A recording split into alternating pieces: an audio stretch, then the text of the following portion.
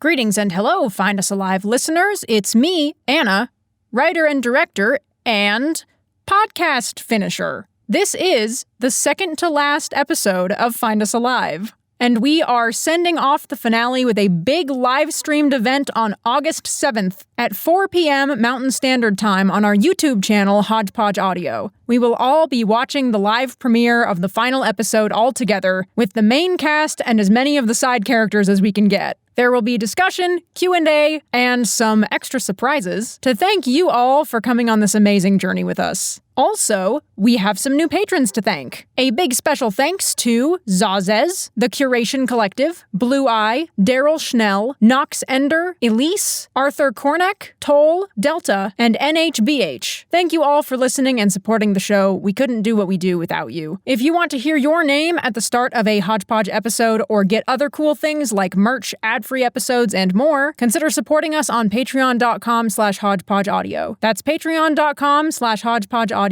Thank you so much, and enjoy the episode.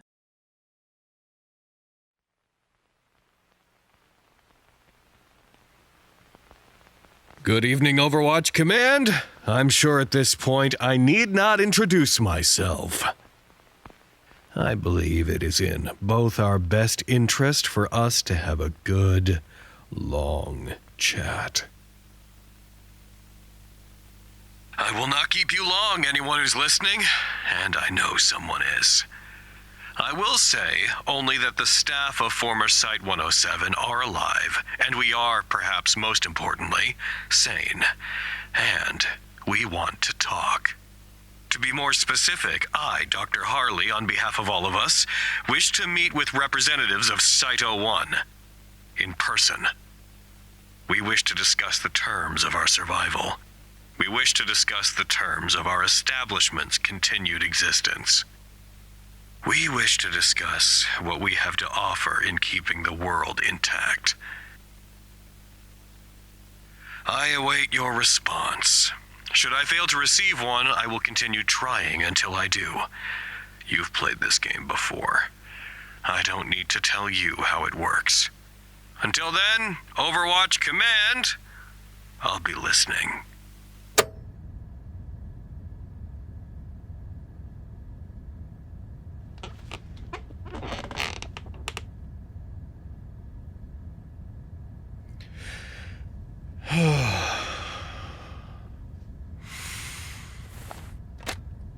I'm done.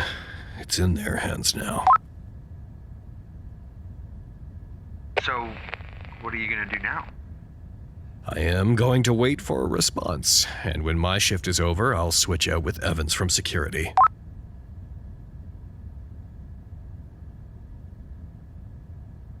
Are you going to wait for a response in a healthy way that doctors would approve of? I'm gonna wait in a way that certain kinds of doctors would approve of. Doctors of medicine? Yes. Normal, non-foundation medical doctors?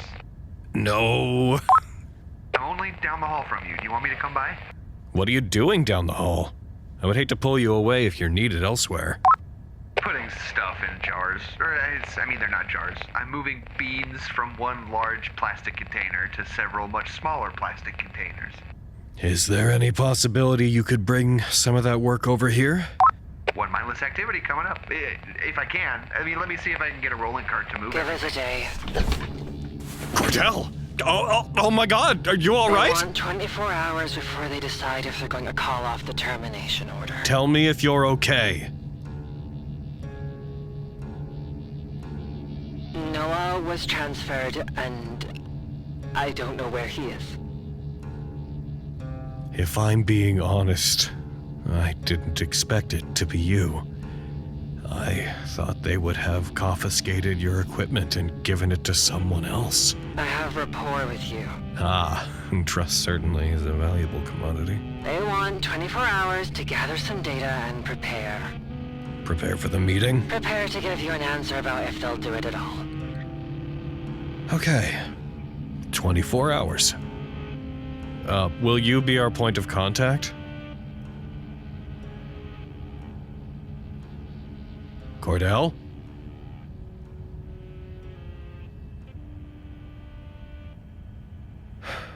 24 hours it is. I mean, are they trying to psych us out? There's no way. I mean, there's no way it would really take them an entire day. I don't know. It's not like we have anything to do with it. All we gotta do is wait. God, we really do that a lot, don't we? Can you hurry up? Yeah, I'm right behind you. I didn't spend 1 billion months tottering around in a walker just to get told to slow down. Is this even gonna be worth coming all the way up here? Oh, yeah. You know how Harley is going to the outside to talk to Site 01 in real life? I'm getting nervous. Let me finish. Okay, Harley has to go in person. They're definitely going to have guards out in the tunnels now that they know that we're alive. So Harley's gonna need bodyguards. Sure. I mean, it's kind of a moot point because we can only send one person out at a time. Is that right? Dr. Lancaster, I'd like you to meet lump truck, bump truck, jump truck, plump truck, grump truck, and Ingrid too. Oh my God. This way, we won't have to sacrifice someone, maybe. We can send out a whole armed team all at once. How long have you had all these? Made them over the last couple days. Nobody was watching the potatoes very hard. We're still going to have to send one person out first, though. What? Why? Oh, because we have to set up the dump truck machine. Yeah.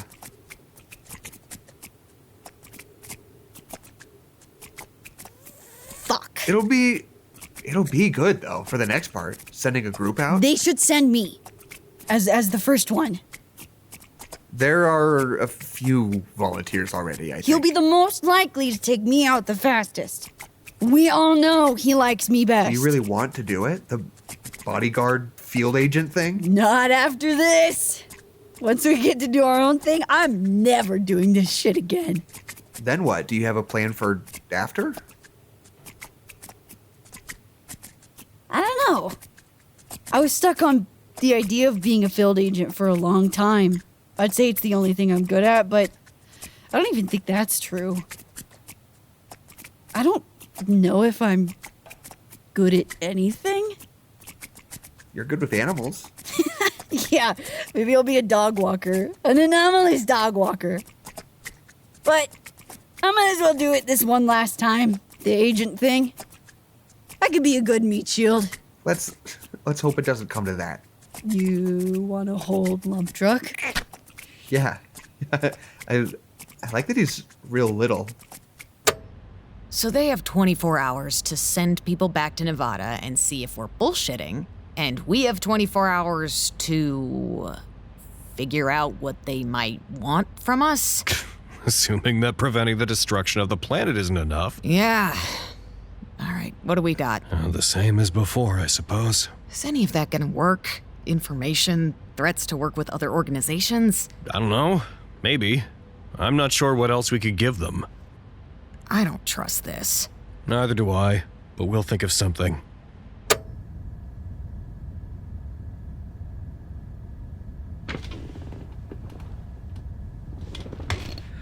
Cordell, do you copy?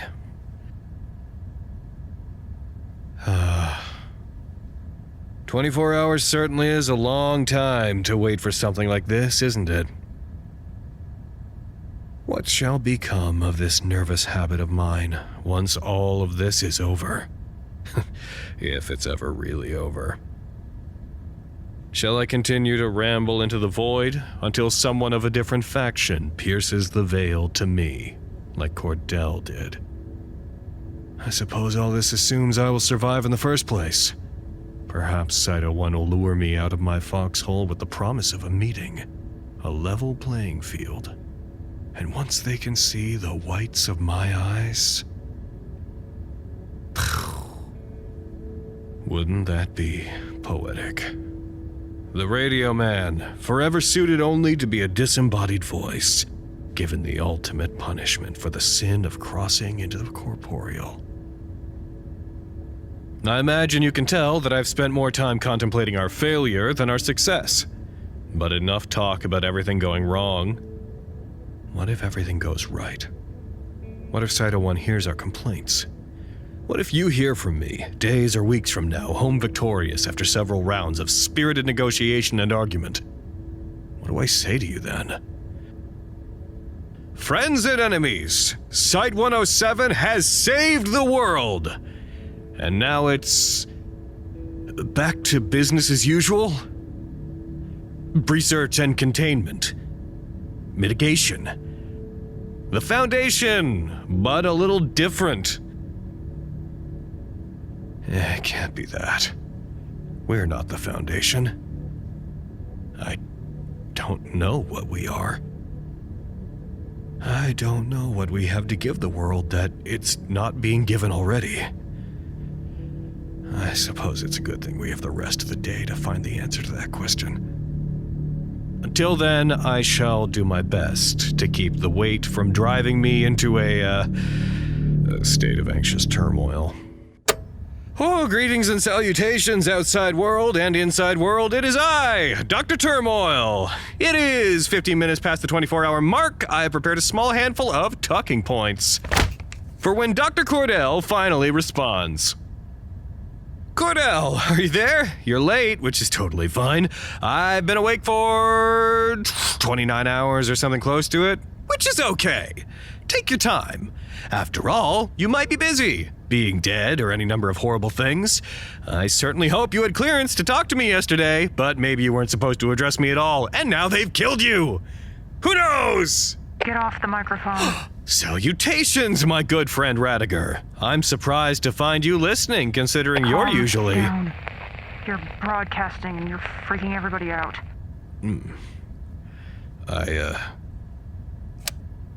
She's late. Then find someone else to sit in there. I can't. I prepared talking points. You need sleep. You're not exactly the person to scold others for not sleeping. You'll do a bad job if you're tired. Maybe. You know, I don't even know if they'll listen to any of this. I feel like I've lost my touch. I don't know what that means. I don't know if I can speak the language anymore. The Foundation's language. The upper management's language. Ironic, considering my skill set. I never thought I would say this, but I wish Alves was here. She always had it. Right till the end. I'm sure she could have written me better notes. She's gone. Yeah, she's gone. Lost forever in a temporal-spatial anomaly. Fate has a cruel sense of humor. What have you got? You're late. Side 1 wants to know what you have, or they won't agree to meet. Oh, one moment. Well, let me find a good place to start. I have notes. I only have a few minutes. Okay, You're going to want to hurry. just let me, we can get Alves. What? Dr. Alves. She's in 7218, right? We can get her out.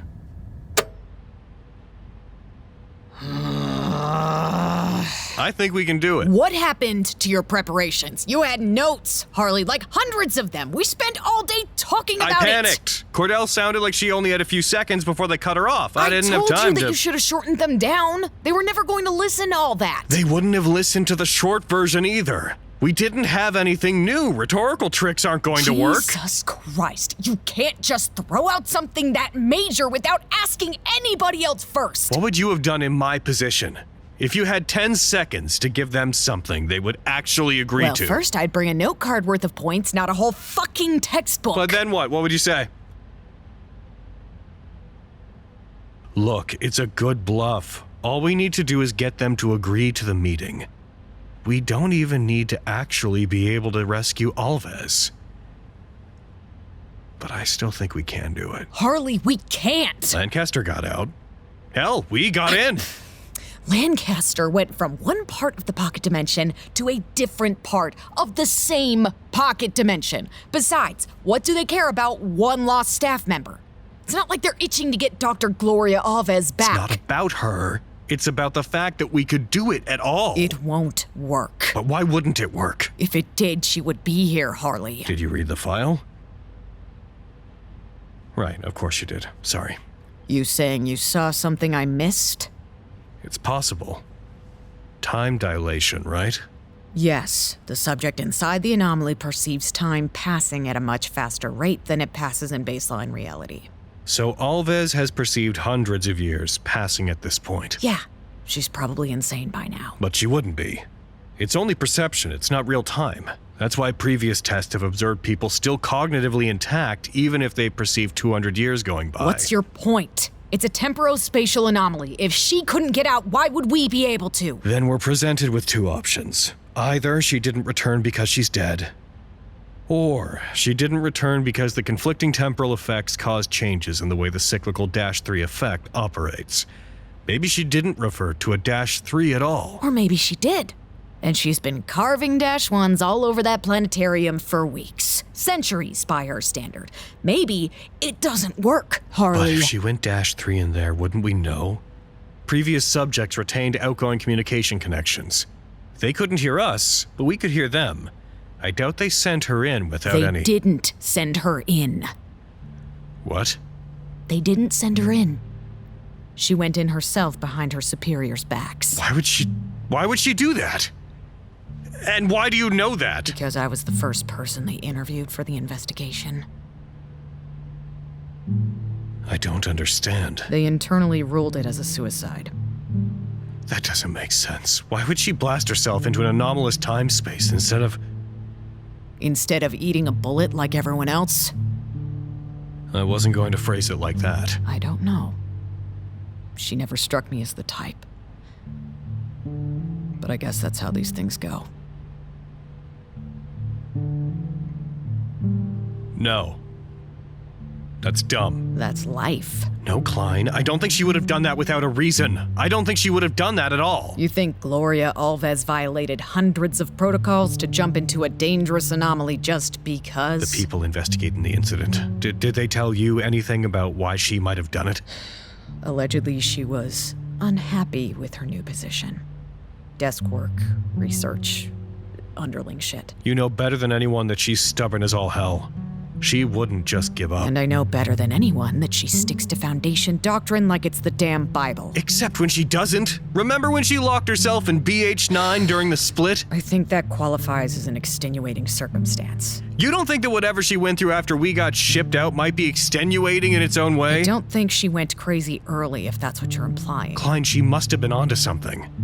Like what? We've learned a hell of a lot about extra-dimensional anomalies. Maybe she set her sights on 7218. Maybe she had ideas and they wouldn't let her go for it. Did they say if she took anything with her? Equipment or anything? I mean, she has to have equipment. If she was investigating something, she wouldn't have gone in without it. Then why? Maybe she was catching on to the way we're sticky. What if she had the same idea that we're having now? That she might have a better chance of getting out since she's been touched by something else. Seems like an awfully large risk. Gambling, spending eternity hurtling through space. Could be a big reward, though. Escaping something like that all on your own. Let's not pretend that we haven't all been thinking it, Site-107. We may all be on the same page about leaving the Foundation. But what then? What will we become? Another research organization? A smaller, more poorly resourced shadow of the Foundation. I don't imagine any of us want that. But Dr. Lancaster's recent actions have opened a window for us. I believe one impromptu discovery warrants another. Dr. Klein, Research, Containment, and I have devised plans for a pivotal experiment to be conducted alongside my meeting with the Overseer's delegates. We are going to attempt to use SCP-6320's recall properties to recover our head of containment, Gloria Alves, from inside a different anomaly. Should we succeed, our little group will be open to a world of possibility in the untapped realm of extra-dimensional search and rescue. Good morning, Site-107, and welcome to the last week of our lives as we know them. In 4 hours, Team 1 will be leaving the building to check safety outside, using the dump trucks as transport to move the entire armed team at once. Team 1 and Blue Squad, remember to keep a firm hold on your dump trucks. Like so. Failure to do so may result in your dump truck feeling insufficiently cherished. an uncherished dump truck may not decide to teleport you at all because it doesn't like you or something. I don't know. Hug them or else. Team 1 will send Operative Glump Truck back with the encoded note that will confirm that we are safe to move the asset to the outside. The asset is me, as I am very important and special to this mission. While I am away, we will need someone trustworthy and well-spoken to man my post. And what does this do? I am not to touch that ever. Correct. Which buttons do you use? This one, this one. This knob is for the volume. Whose volume? Hers, mine is this slider.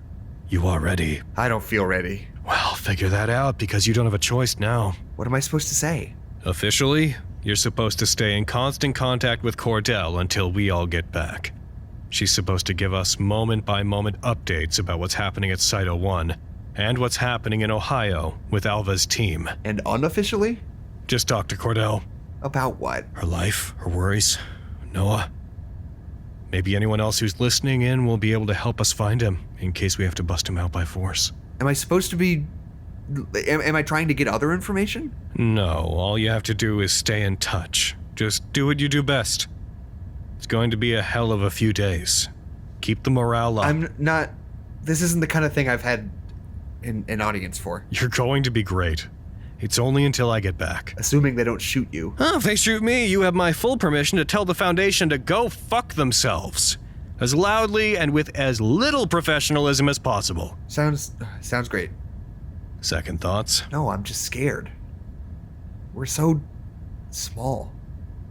We have friends on the outside, too. Don't forget that. Maybe none of them have figured out how to talk to us, but they're there. And they want to help. They have before. No, I'm so small. Good thing it isn't up to you, then. We can't change anything alone. We can only do it together. I'm gonna be really mad if you die. Then trust me not to die. Dr. Lancaster from Psychology will be on the radio, keeping temperatures low and communicating with the outside through Dr. Cordell at Site 64. I have arranged with the Foundation to have a helicopter waiting to take Team 1 to Reno, where they will transfer to a private flight that will take off from Reno's airport and land at Site 01's airstrip. Likewise, Blue Squad, consisting of 3 armed security personnel and Officer Raddagher, will exit Site 107 and travel to Reno the same way, but will transfer from Reno to a civilian flight to Hilliard, Ohio, where a covert Foundation vehicle will be waiting to transport them to the planetarium housing SCP-7218. Hey, Harley, I'm gonna need you to amend something for me. Really? Are you sure? We need someone here to pull everything together. Lancaster's gonna need someone answering his questions. The crew down here will need somebody to keep our shit in order. Especially if things go tits up, God forbid. You're not going to be out there for all this? I'm going to be in here for all this. When she comes back in, I'll be here making sure it all goes smoothly. Are you sure? No, Harley, I'm not. What do you want me to say? We have no idea what the fuck we're doing. I'm fairly confident in what we've worked out. We're smart people. Klein, it's going to work. Maybe I don't want to be there in case it doesn't. In case we pull out another corpse. Understandable. Are you actually that confident? Do you really think this is gonna work? Honestly, I'm not sure. I have a good feeling about it, and I'm operating on that. I trust what research and containment came up with. I worry that if I think too hard about any of it, I go into cardiac arrest and die. I guess sometimes you just have to shut your eyes and jump, huh? Exactly. Who are you, entrusting with going into the anomaly? Wright is first on the volunteer list, so... Let me go. When did you get there? So quiet! I want to go into the planetarium. You don't have field experience. I can handle it better. And if it doesn't work? If you can't get back and you're lost in space forever? Oh, that's what you mean, isn't it? Yes. Not that it isn't going to work. It's going to work. Yeah. All right. Guess if anybody can stomach thousands of years of monotonous solitude, it's you. Dr. Klein, by the will of all Site 107 staff, will assume the role of director during the operation. Armed personnel will accompany Officer Raddagher to SCP-7218 to assist in the mission to rescue Dr. Alves. You're gonna make it out, right? Yes. Good. Me too. But I made you this, just in case. I recorded something for you to listen to while you're in there. Harley gave me the recorder thingy.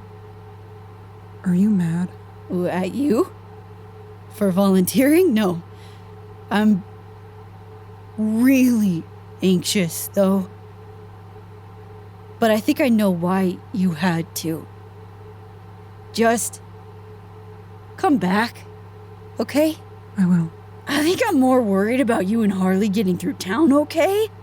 I did everything I could, making a whole bunch more dump trucks, but, even if you have a posse, it's not like they probably won't overpower us and just take you out. They won't. Not worth it. Harley's right. If they kill a couple of us, then they forfeit killing the rest. Yeah, I hope. And if you can't get back out, I'll just get the boys and we'll hitchhike to Ohio and meet you in there. We can look at space forever together. But this is all tomorrow's plan. For now, there is popcorn and a movie called Tokyo Godfathers on the AB floor. Can't save seats. Oh, sorry, officer. Sorry, I didn't realize the seat police were here. Well, they are because you're trying to call dibs on a whole bench. We want to lay down. Tonight we will all retire early and get as much rest as we can manage. Is anybody still up? Go to sleep. Oh, but you had that walkie on and sitting right next to you. Look at the speed you answered. I'm just going over my speech a couple more times. Nervous? No, just preparing. That's a bit surprising. Maybe, but I know things are going to work out in our favor. How? I'm not sure. I just have a feeling and I'm choosing to trust it. I kind of wish we could have gotten the 5 of us together before we split up tomorrow. We'll just have to do it once we all get back. You should go to bed. I know. But so should you. Anything I can do? Distract me? Okay, I'll be you, and you be the council. Okay. Good evening, and fuck you. Tomorrow, we will save the world. Grump truck has the all clear. Harley's good to go. We will save our friends. And we will save ourselves. Are you nervous? Nah, we're gonna be fine. We made it this far. Signing off for what might be the last time, Site 107. For the next time you hear my voice, we may not be Site 107 at all.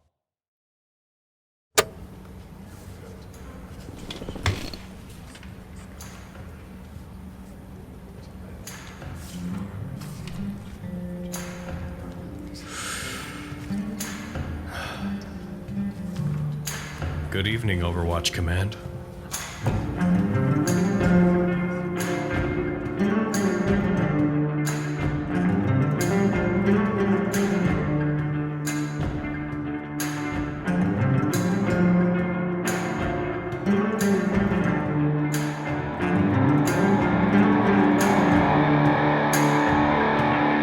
Episode 70 was written and produced by Anna Maguire. The voice of Harley is Logan Laidlaw.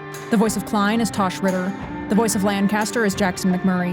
The voice of Agent Love is Tabitha Bardall. The voice of Raddagher is Anna Maguire. The voice of Cordell is Ashley Quills. Original music by Jackson McMurray. If you like our show and want to support us, sign up for our newsletter at hodgepodgeaudio.com. This podcast, along with all content relating to the SCP Foundation, is released under a Creative Commons Share-alike 3.0 license. Thank you for listening.